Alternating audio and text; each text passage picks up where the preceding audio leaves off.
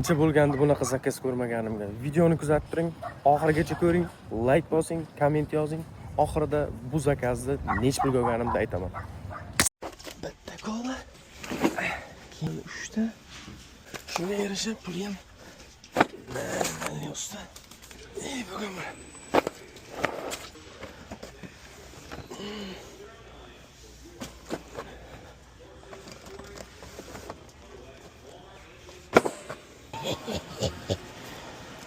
Bismillah.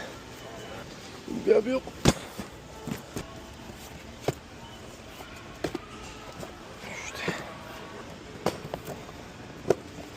Hali bu bir. Thank you so much, appreciate it. Thank you.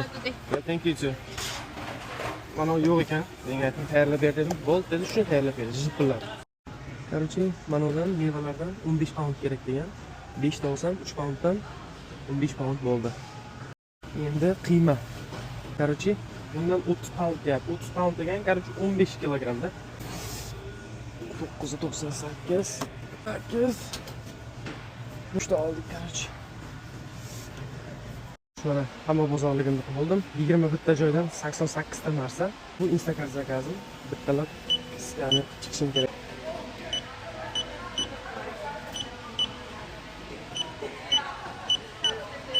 Kartasi bor. Ketdimi? Joylashtirishgan.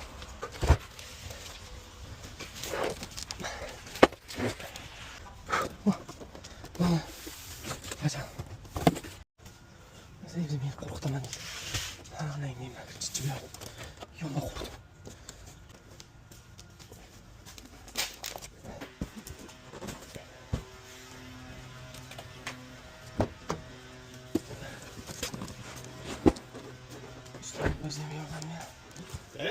Yes sir.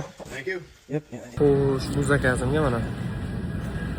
O'zi $100 edi. Lekin bitta narsasini topolmaganim uchun $97 bo'lib qoldi. Mayli. Klient o'zi $80 deb qo'shgan. Zo'r, xudoga shukr. Mana shunaqa ishlab yuribmiz yerlar. Kuzatishda davom eting. Sizlar bilan Murod Baxtiy, u yoq bu yoq, mahliyo.